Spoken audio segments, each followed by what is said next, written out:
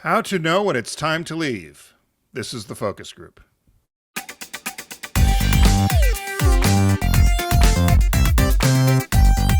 They're all business, except when they're not. It's the focus group with Tim Bennett and John Nash.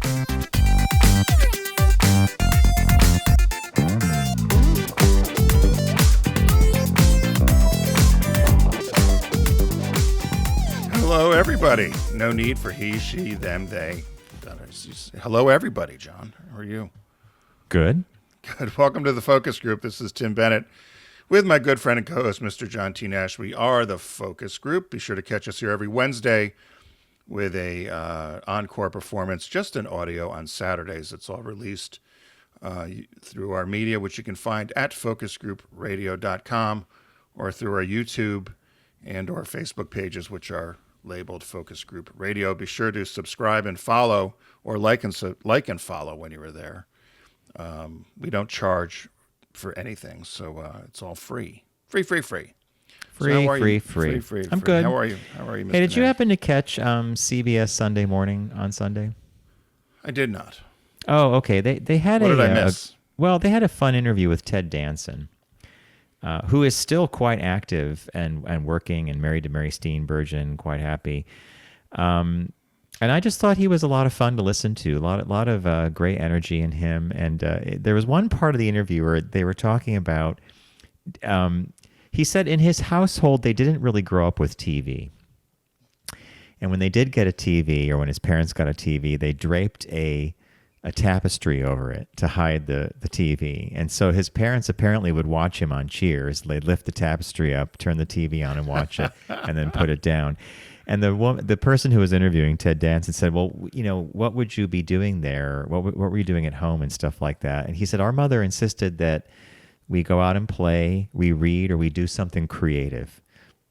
I like that household, right? Would you do that? Would you shut down? If you had children, would you ever shut down TV? I don't know. You like TV. You like movies. You like cartoons. Not all the time, but I like tuning into stuff. And when we grew up, TV was kind of the 4:30 movie, right? Sometimes we watched reruns of some of our favorite old shows. We were allowed to watch at night, like 8 is enough. I think I was allowed Quincy, 8 is enough, The Rockford Files. Of course, that was when I was a little bit older. And remember when The Wizard of Oz was only once a year? Once a year. Well, a lot of that stuff, all the Christmas specials, Rudolph once or the a year. Grinch. Yeah. But there was also not a lot of choices then, too, because I remember growing up always thinking it was a bit odd. There were a number of kids. Of course, we went to kind of crazy Connecticut where we grew up. So, but there were a number of people who, I remember one woman, they never had a TV. And I used to say to her, what do you do? And she said, we read. Of course, they also lived in the ground. They had an underground house. And then there was another family. A hobbit hole. Hobbit hole. Another family who they had moved to Southbury, and the father had put the TV set in the attic. And it was up there for 2 years. And I remember saying, well, when do you watch? Well, my dad's got to take the TV down. But there was no hurry to take the TV down out of the attic. And so, of course, we had those rotary antennas just to turn to make sure you can get ABC or CBS. The rabbit ears. Yeah. The rabbit ears and the rotary antenna. But I don't know. I don't watch a lot of TV now. I have the news on and background sometimes, which can be dangerous. But I rarely. Do you have the news on, or do you have one of the endless streams of talk shows? Well, it depends. I'll have C-SPAN on, or sometimes PBS or MSNBC, CNN. For laughs, I'll go over to see what Fox is covering. It's usually Hillary's emails, even though it's to this day, 15 years later, we're still talking about that in Hunter's laptop. Yeah, But I flip around to see, and then I find myself going to Pluto a bit. Oh, we're at Pluto all the time. Yeah. In fact, let me tell you something about Pluto. There's free movies over there. Yeah. And we were kind of like, our upstate cable package has 10 channels because I'm trying to get rid of the whole thing. But the minute you get rid of cable, the internet goes up. It's crazy. $100 for the internet. Yeah, exactly. So we have a couple channels. We go to Pluto, and I noticed that they were playing a movie called Empire of the Sun, directed by Steven Spielberg. It's John Malkovich. Christian Bale plays a young boy who's they are in China when Japan invades, and he's separated from his parents. Do you remember the movie at all? And he's put in a internment camp, I and do he remember. survives. Yeah.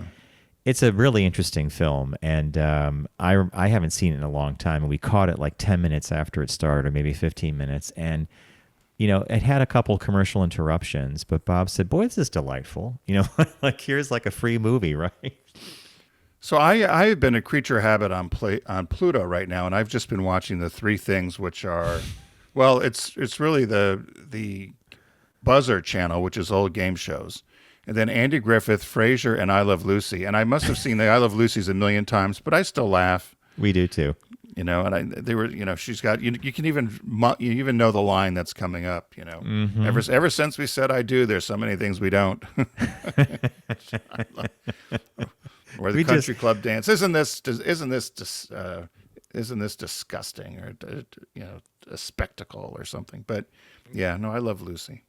Oh, we love watching that. Sometimes we watch Dynasty just to check out the 80s soap was opera. Dynasty on there? I didn't know it was Dynasty on there. Channel. Yeah, there's a Dynasty Channel. And the prints are great. You'd think it was made yesterday. Yeah. The shoulder pads, the hair. It's just, you're like, oh, that was a simpler time, right? It's made America great again. But I have friends who, I have friends who will turn on the TV, and their idea of news is, I don't know if you have that with Comcast or who your cable provider is. We have Spectrum One, which is like a New York news station, Right? And it literally is the news. There was a fire in the Bronx. There's a thing on the bridge. Like, it's just news. It's not Just the like facts. opinion. It's not people talking about what's happening. It's just No, we don't have that. We don't have that here. But we may have it or it may be in Philadelphia, but we barely have. You should see the newscasts here. I mean, they are maybe a notch below a college TV station. Hey, is that public station still up and running? Which one? The radio?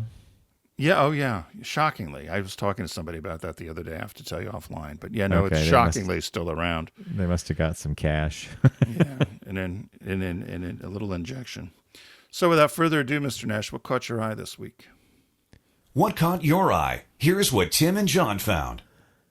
Okay, I found an article that comes to us from the UK, and it's one of these found things. Someone passes away and the family finds something.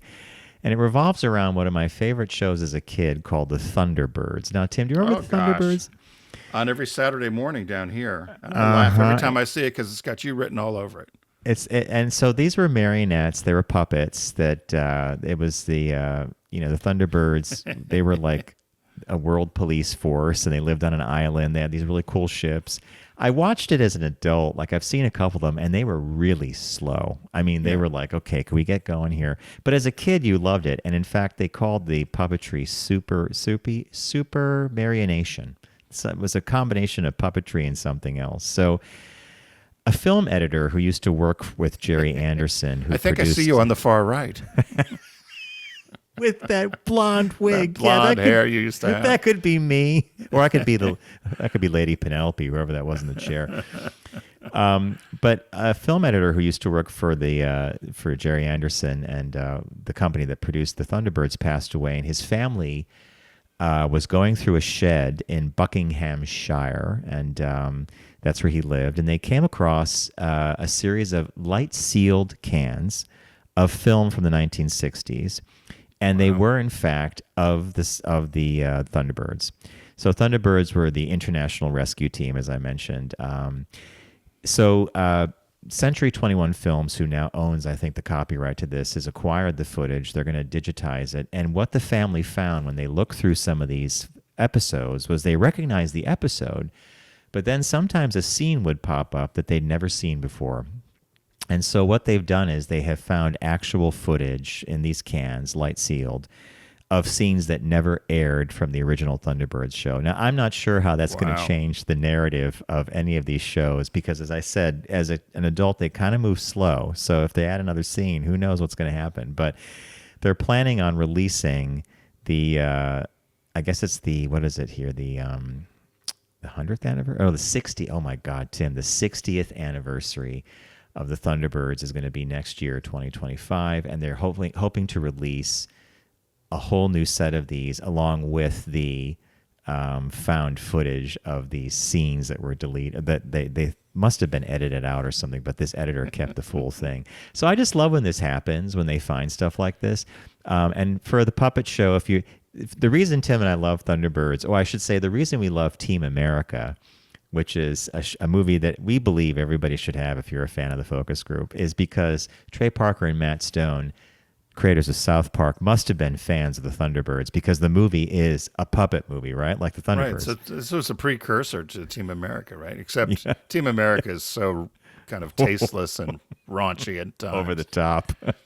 But the characters are about the same. I mean, whoever styled these puppets was just, right up our alley. I mean, you look at the one sitting there with his arm, the green, with the over the brown chair, vest on. Yeah. Casual, with the TV set behind him. Right? The other one with the sweater too small with the busting chest out there. So, Tim, what channel did you see? You must have gotten, this must They're have been on when here you and VHF? No, it's on MeTV or But when you were a kid. Cozy. Oh, yeah, it was on PBS, I think, wasn't it? Well, we got it through Channel 11, like through UHF or something, because I think it was distributed by ITV. Dun, dun, dun, dun, dun. Same people who did Space 1999 and the other ones, but yeah, this would be on right around, and then Speed Racer, which I loved, the cartoon out of Japan of all things, which you don't realize as a kid that it was all dubbed over in English, but no, I didn't know for years that Speed Racer was a Japanese cartoon until later, right? Yeah, I love Speed Racer. But you watch it now and it seems so primitive. But that's a good find. I would watch this. I on Saturdays, if I'm flipping through and I see this, I just laugh and think of you immediately, because they're loading into the rocket and they're going to take off and goes. I'm like, goes up through the water or whatever, like Thunderbird 1, Thunderbird 2, Thunderbird 3. You see the shadow of the boom mic. So, well, that's a good one. Mine, of course, is as happens with Caught My Eye, couldn't be any different. The headline is the Boy Scouts inspired Norman Rockwell. The Boy Scouts inspired Norman Rockwell. His works will help pay survivors of abuse. That was the headline. So, as you know, the Boy Scouts have gotten in trouble. And I'll get into that in a second, but I'll read this so I make sure I say it properly. Many of the works of the Boy Scouts of America's collection are as interwoven into American life as the organization itself. And Norman Rockwell, J.C. Leyendecker, many artists, in fact, there's a collection of over 300 works that's estimated to be worth about $60 million, which is included in the collection that the Boy Scouts have down at their headquarters in Dallas. They said it's a tiny amount in relation to the organization's multi-billion-dollar bankruptcy plan that they are forced into, because they have to pay 8,500 people so far that have said they were abused by the Boy Scouts or Boy Scout leaders and so forth. So they've decided to sell off a good chunk of their art collection in order to help pay the survivors of the child abuse and sexual abuse. So they said the 114-year-old organization based in suburban Dallas announced it would be rebranding itself also next year just to Scouting America. The change is intended to signal the organization's commitment to inclusivity. The group will also welcome girls as well as gay youth and leaders. They said they're hoping that the barrage of sexual abuse claims can be settled. As they said, the Boy Scouts filed bankruptcy in 2020. They have a $2.4 billion plan. It's the nation's biggest and most complex bankruptcy plan ever. And they're trying to figure out if this selling of the art collection could also help, again, pay some of the survivors. I'm sorry, I got it wrong. There were 64,000 people that had filed claims about abuse. And I'm sorry, I'm wrong on that. 82,000 filed abuse. 64 filled out claims and questionnaires. 36,000 have elected to take a one-time payout of $3,500. The rest are looking, obviously, for more. The collection will go on auction this coming Friday through Heritage Auctions in Dallas. And there will also be some additional auctions to follow up. The first go around is about 60 works by Rockwell, and as I also mentioned, some works by J.C. Leindecker. The Boy Scouts also sold off a number of properties and council properties, campsites, and so forth, and land, also in terms to get money. It says as of last month, over 30 properties have been sold, and they're also hoping that that money can be used to pay off the survivors of abuse. I thought, what a sad, sad story. You know, Tim, as you were reading this, and you're talking about the Rockwell or the artwork being sold off, I'm just thinking how it is sad. I had an incredibly great experience in Boy Scouts. I had good troop leaders, really, really great guys who just really loved the whole scouting thing and loved camping and teaching us things. And I never had any of the stuff that unfortunately people did encounter. Right. So it's heartbreak to me because I really did love scouting. And yeah. Yeah, they said some of the. I would have loved to have seen the collection. They said, Norman Rockwell is so Americana. There were many photos and pictures of photos that were, or photos of the pictures in the news story, and they said a lot of the artwork was on display at the Medici Museum in Ohio, and before that, most of it's on display at the National Scouting Museum. But I wish I'd known that it was there. Apparently, there's hundreds of these artworks. And, of course, Leindecker, you were in that film, Coded, about J.C. Leindecker. And you just look at some of these pictures that they did with scouting and kind of the promise of, it's just wonderful. So I read this, though, and I thought, what a sad story. But I thought, did you really have to sell all that artwork? Oh yeah. The other part of the thing that you were talking about, or this article, was I had no idea how far-ranging and how large the bankruptcy settlement was going to be. Yeah. To hear that it's one of the most complex in American history is like, wow. Okay, they're trying to preserve the organization somehow, but yet they have all these claims to pay. Right. It's just talk about threading a needle. And at the end of the day, it's just such a shame. I mean, I guess they have all the information on what scoutmasters and troops that were problematic, but yeah. Yeah, and that's what I found. When they said that they had 82,000 people that had filed claims, and then when they filed the claim, 64,000 actually filled out a very detailed questionnaire to assert claims for survivor benefits. I thought, similar to some of the churches where you read about, right? There had to have been so many more people that were covering this up. Yeah. 82,000 people. That's a lot of people, right? So anyway. But if you want to I'm curious to see what some of these will go for. Probably millions, right? What would a Norman Rockwell go for? I couldn't even imagine. It's a great J.C. question. Leindecker. Well, it depends on the type of art it was. Was it used for a magazine cover? Was it a painting like that would hang at the Rockwell Museum up in Massachusetts? So it's all across the board. I mean, I bet some of these things were done as promotional items for the Boy Scouts. Some probably were covers of magazines. Right. Interesting. Yeah. We'll have to go look on the site. Maybe get a little Christmas gift, John. Oh, it's bittersweet, right? I'm surprised somebody doesn't come in, swoop in, and buy it all, right? If you were a museum, it'd be kind of cool to have the entire collection. And if you had the collection, as you suggest, then you could call it the Boy Scouts of America Rockwell, or Americana collection or something. But it would have a provenance that's rather intriguing, right? Yeah. So, hey, many of you know that folks at Deep Discount have been with us for quite some time here on the Focus Group. And we're happy for your support of them. You can find Deep Discount by going to focusgroupradio.com and clicking on the Deep Discount logo. Right now, they've got a site-wide sale going on, which means it's one of my favorite sales because it's wide open. Pick what you want. Free range. Free range. So Tim calls it free ranging. What'd you find, Mr. Nash? I think this is up your alley too, and I stumbled upon it quite by accident. But it's a piece called Toy Commercials of the 50s and 60s. Being a child of the late 60s, like late to early 60s to early 70s, this has a lot of appeal to me. Why? Because on the cover of this DVD is one of my favorite toys as a kid, Major Matt Mason. He's like a Gumby doll.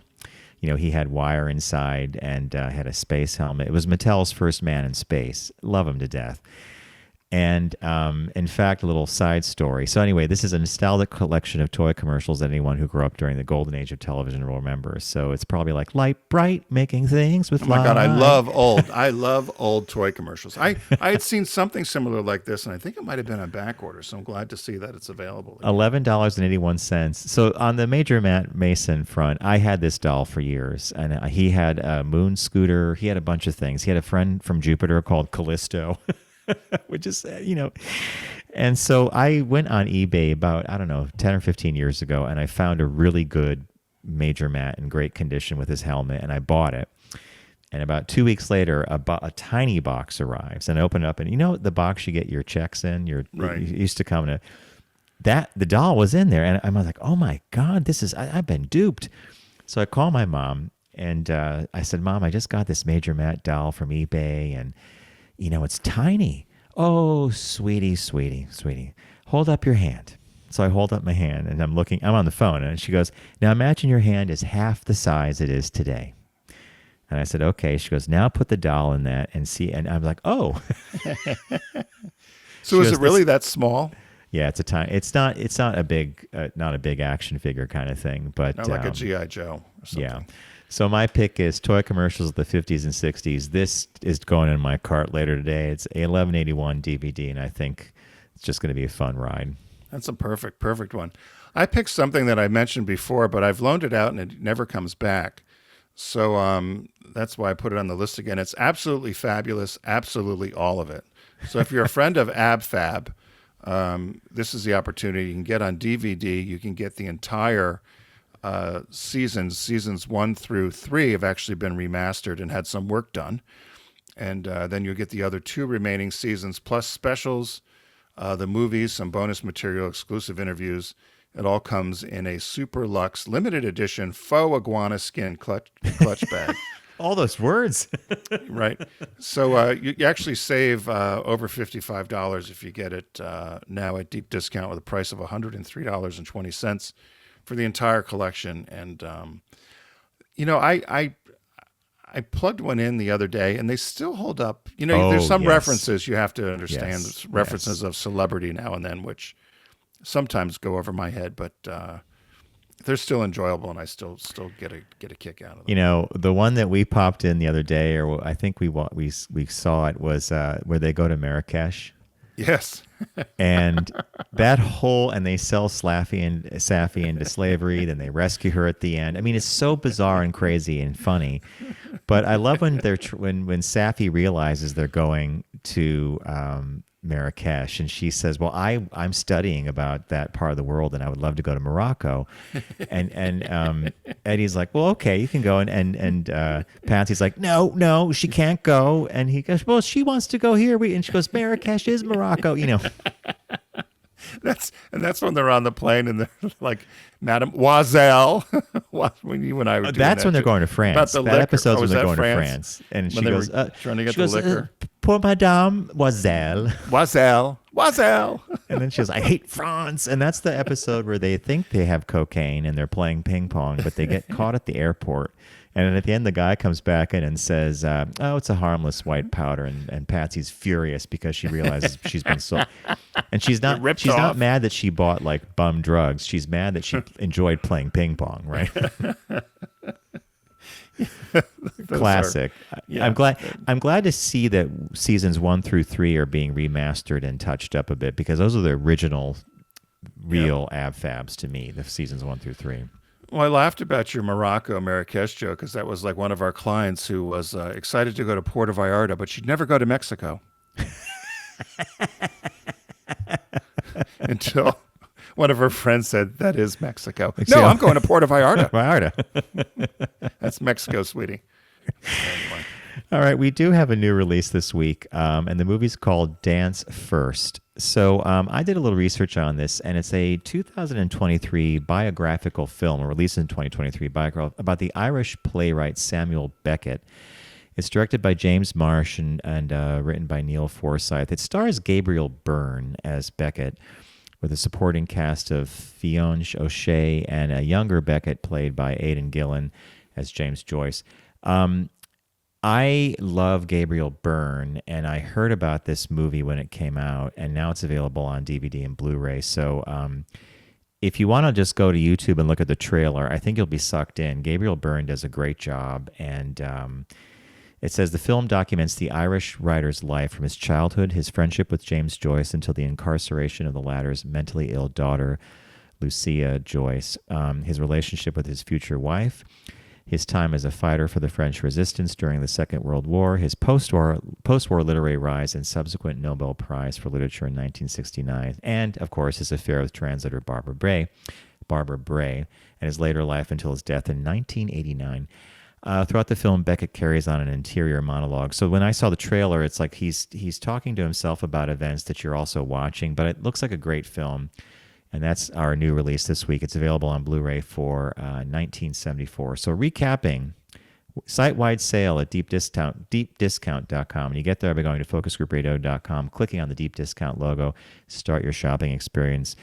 I picked toy commercials of the 50s and 60s. And Tim and I love this, so Tim, when I get this, I should start sending you little audio clues, like Stay Alive, the survival game.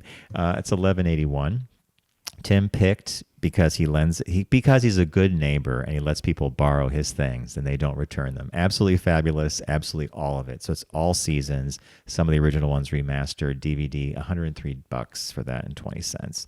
And the new release is Dance First, available on Blu-ray for $19.74. So a big thank you to Deep Discount for partnering with us here on the Focus Group. We are going to take a quick break, and when we come back, we have a shop talk, which is following a business birthday, so stay with us.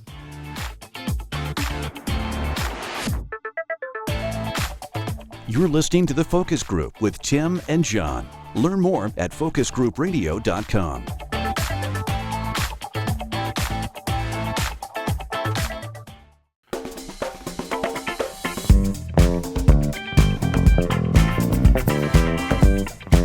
Now back to The Focus Group with Tim and John. Available pretty much everywhere.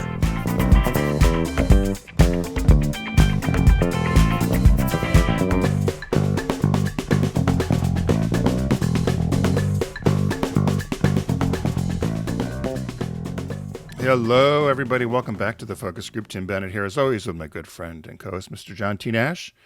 Without further ado, it's time for our business birthday. Everyone does celebrity birthday greetings, but the Focus Group is the only show in the universe that celebrates business birthdays. So I had one of those issues, John, where you find a birthday, and then when you actually start doing work on it, you find out that there's a discrepancy in dates. So this happens more, I don't know if listeners know, but this happens a lot, right? I mean, we used to have listeners that would say, "Oh, you did the business birthday of so and so, and that's not the birth date," yeah. And you'd look, and there was discrepancy. So that had happened, and I thought, well, I looked around. So the next day, which is this Thursday, November 14th, 1863, Leo Baekeland was born, and in Ghent, Belgium. And I don't know. Do you know Leo? What Leo's famous for? You probably do, only because I sent you the information. Now I know, but you should tell us. Yeah. But he died at 80 years old. He has been called the father of the plastics industry for his invention of Bakelite, which is that inexpensive, non-flammable, versatile plastic, which has a distinct look to it too, right? Yes, marked the beginning of the modern plastics industry. He had, as I said, grew up in Belgium, and he got married, and he and his wife decided they were going to take a tour and visit universities in England and the U.S. on scholarship. And he had done some work in photography and actually had developed a process to take photographic plates and have them develop with water instead of chemicals. That's interesting. Right. Wow. But the method was somewhat unreliable, although as they were doing this tour of the U.S., he was convinced by one of the professors that they talked to at one of the schools to stay.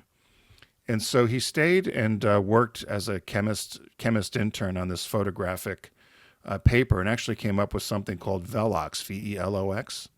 and it was the first commercially successful photographic paper that he developed as working in this lab. It was in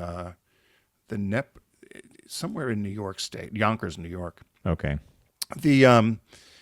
What happened was, after he developed this, they ended up selling it to a little-known person that was involved with, named George Eastman from the Eastman Kodak Company. And so he and the professor he worked with sold the stake in this photographic paper to what we know as Kodak. And he ended up with about $215,000 in the transaction. In that time's money, or? Yeah, in that time's money. So Okay. 1899. But it was $750,000 in total, but by the time they split it all up and who got what, he ended up with $215,000. So he and his wife ended up quite well in 1899. That's a good amount of money. But part of the deal, which he didn't quite realize, was he signed a non-compete for 20 years. Ooh, He couldn't do anything in that industry, the photographic space, right? photographic space. So he decided to set out and find what he said another promising area for chemical development. And he said he entered the field of synthetic resins. And somebody asked him why he did it. He said, "I'm doing it to make money." It really is what he said.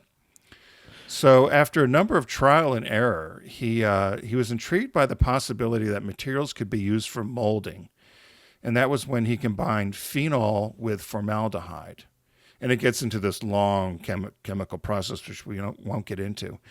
But essentially, he created what we known as this, what they've dreamed of, they said, produced his dreamed of hard moldable plastic that we know as Bakelite.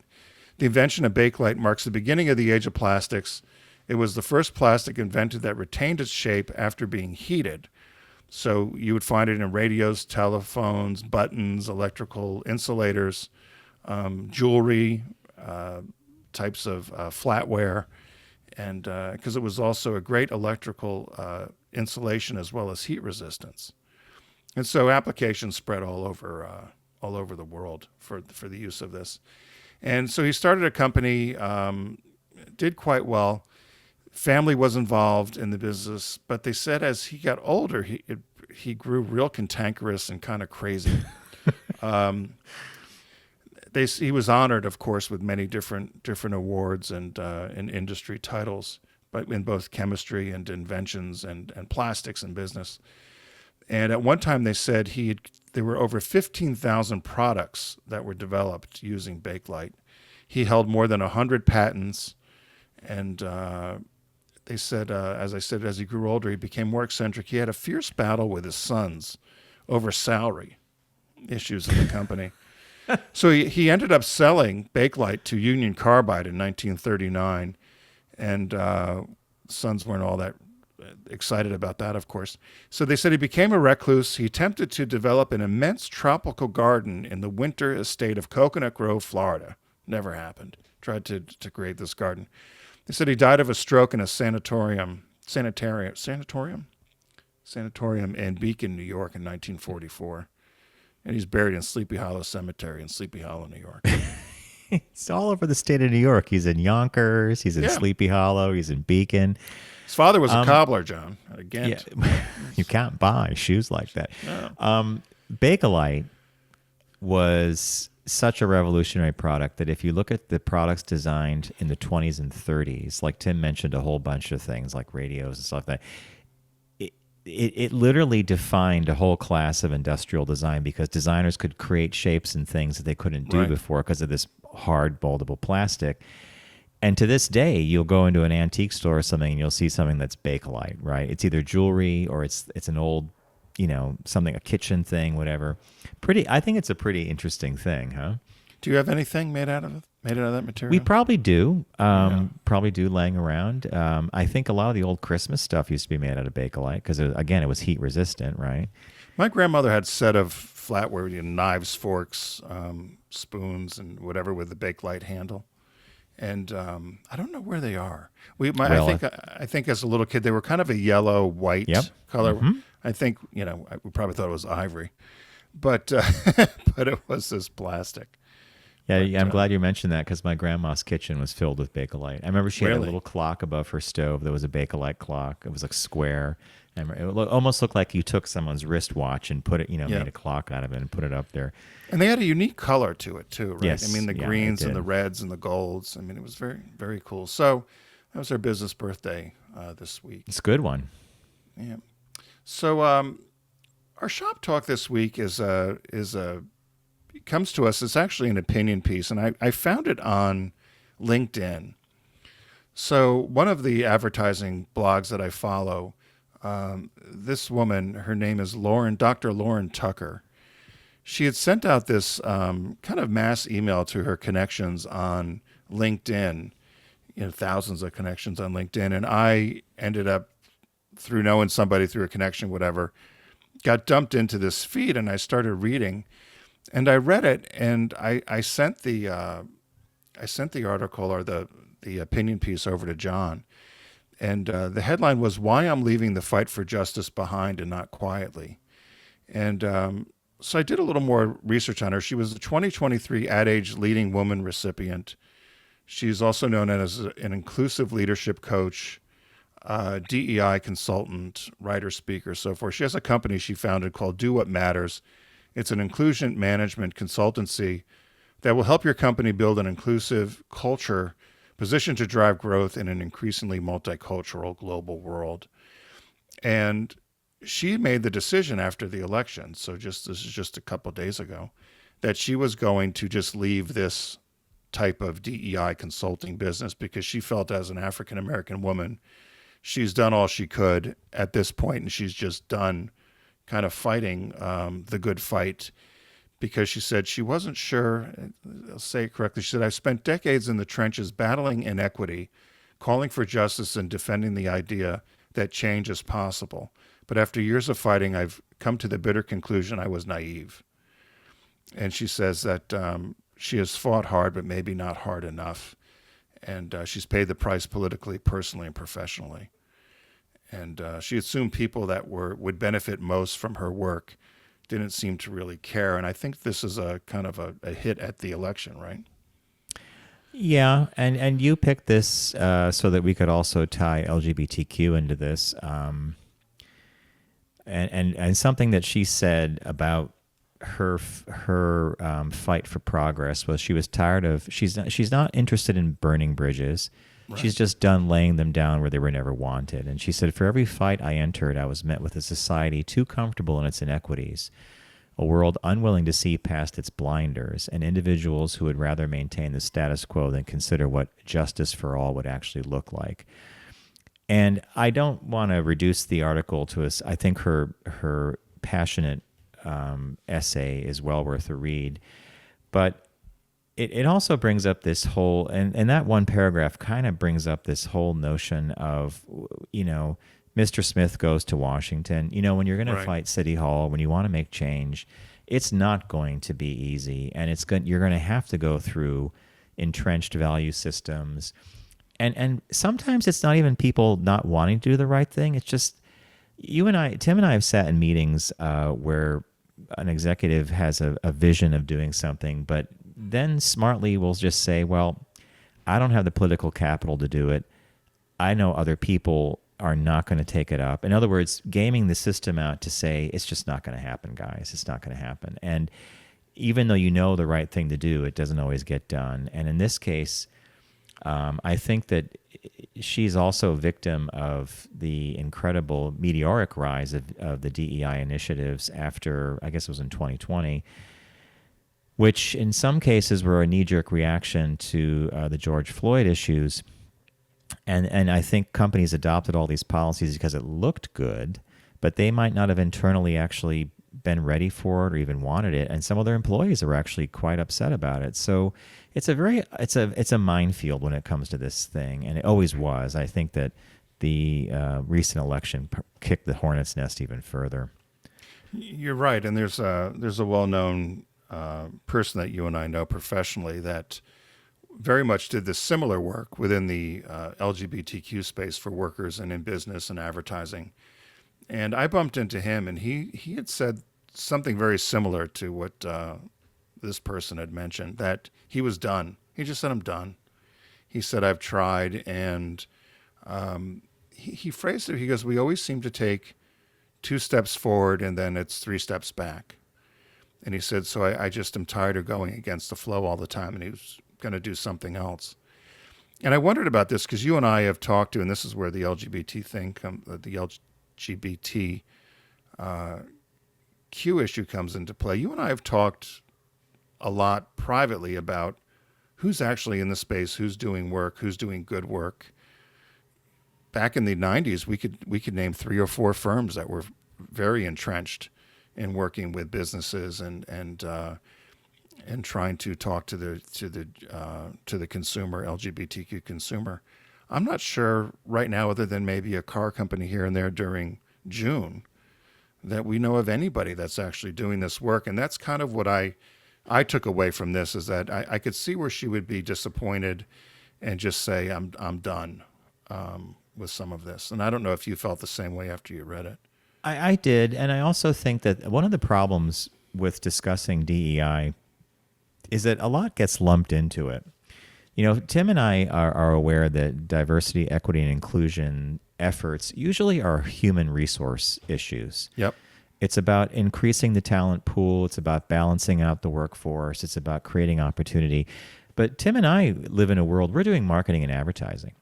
We approach a company and say, the LGBTQ community is already possibly a customer of yours. Speak to them in the first person and make them even more, brand aligned in some way, or allegiance to the brand. But somehow that gets balled into DEI. It's different. You know, you and I are specialists in creating messaging based on a brand's messaging that appeals to a consumer, and we're not promoting an agenda. We're not pushing a lifestyle. We're simply just creating advertising for a customer, and that happens to be LGBTQ. But it gets balled into this DEI thing, which I think trips everybody up, and then they become afraid. Tim and I were on a Zoom call about 2 years ago with a client and a brand, and it was something innocuous like toothpaste or something like that. And one of the brand managers asked, "What happens if there's pushback?" And we're like, "Well, it's advertising. We're not telling people that you make gay toothpaste. It's just like Right. We're telling your consumers who happen to be gay or lesbian or LGBTQ, hey, check our brand out. If you don't brush with it, you might try it out." I mean, but it went right down to that level of pushback, and is it going to do this? And so it's. I can see where she would lay down the arms and say, "The fight, I'm done with fighting," because she's probably fighting multiple fronts, right, at the same time. It's perception, it's reality, it's this, it's that. Well, and I'm guessing she probably works with some of the nonprofits too. I mean, you and I have seen for years so many brands that have hidden behind, we support these nonprofits. Yeah. And they figure out for their internal audience or that the consumer, okay, we're done. We've done our work with the consumer, which is not the case. If you always mentioned, where's your consumer facing message? And so I'm glad you brought that up, because this really is a human resources thing, I think, in terms of balancing out your workforce and hiring a more diverse workforce that could help you move brands forward. Makes a lot of sense, but it's not advertising and marketing. And it gets confused. People confuse it that way. And that ends up being too bad. You know, you can be a nonprofit and go into a big corporation and say, you need to have more diversity in your advertising. Okay, thanks. At the end of the day, that's about all you're going to do. And that's what they do, by the way. Yeah. Some of these nonprofits actually do to go to companies and say, you need to do this. We have a scorecard. You need to do that. And okay. All right, great. But if you've been on the inside of these companies, you know that they're making products, they're selling to people. It's a diverse workforce already, or hopefully diverse. And I just think this whole the whole woke thing and all the terminology that people throw around like candy, like I don't even know if they know what it means, but they know that somehow if I attach a word to this, it's going to make it seem bad. You can't do that, So unfortunately, if you are in the world of trying to convince people to do the right thing, justice, equality, opportunity, it gets so muddy so quick, right? It doesn't have to, but it just gets that way. But it does, and as you said, we're going into uncharted territory, so who knows what's going to happen in the next couple of years, right? So And in this world, a company could easily take a step back and say, we've made all these major changes. We'll internalize all this and we'll figure out what we have to do moving forward while the world outside orients itself, which is like Tim often talks about the Great Recession of 2008 as a huge opportunity companies took to trim a lot of their multicultural agencies because they don't have to even call them a distraction. They could simply say, well, we can't really afford that right now. We got to stick to core principles. And in the end, they got rid of, specialized agencies for Asian Americans or African Americans or LGBTQ. And, the pendulum swings back. But, it's just a strange time. And I feel for her. And it's a great essay, by the way, because she talks about putting her heart and soul into this, but constantly running up against walls. Yeah. And I think that anybody that runs into a wall for a living, after a while, after your 10th wall, you're like, that hurts. I think I'm going to move on. Right, and false promises. Oh, yeah, we're going to do the right thing, but at the end of the day, and you and I have seen that. Yeah, we're going to do this. We're going to do this at the end of the day. And one last thing I'll point out that I think is worth pointing out, because Tim always shared this with me when he was at Subaru. It's so easy. And back then it wasn't so easy. You had to actually write letters and put stamps on things. It's to criticize. There's far more people standing up and criticizing someone than the rare time you would get a letter saying, I want to thank Subaru for all the great advertising work they're doing. They always make me smile, and I see myself, even if we had no people in the ad, they liked the headline and they figured it out. I always encourage people, if someone's doing something good, take the time to let them know, because trust me, it makes a difference internally. Yep, there were 1,000 to 1. There was one good letter for every 1,000 bad ones. 1,000 of bad ones, yeah. And it took an executive internally to say, don't ignore the 1,000 bad, just pay attention to the one. That's a hard hill to go up too. So if you like something, let them know, because it does make a difference. If you like something, say something. Say something. All right, on that note, we're going to wrap it up today. Thank you for joining us here on the Focus Group. FocusGroupRadio.com is our URL, and you can learn about our companion podcast there as well, which is TFG Unbuttoned. It's about 20 minutes, released on Tuesday. 3 quick stories we curate for you, and we sure you enjoy those. Big thanks to our partner here on the Focus Group Deep Discount. Site-wide winter sale going on. I picked a DVD called Toy Commercials of the 50s and 60s. Tim picked a set called Absolutely Everything. Did I get that right? Absolutely Fabulous. Absolutely all of it. Absolutely all of it. And it's the complete series. Some of them have been redone and remastered, specifically the first 3, which are some of the best. And the release this week is called Dance First. It's a biographical film about Irish playwright Samuel Beckett. And that's, again, at deep discount. You get there by going to focusgroupradio.com. I want to remind everybody to not text and drive, please. Arrive alive. It's just not worth it. I almost literally someone almost slid into, how they start drifting out of the lane, and I look over and I saw the telltale sign of a glowing phone, and I'm like, you got one job. You got to drive the car. Yeah, anyway, everybody have a great week, and we'll see you next week here on the Focus Group.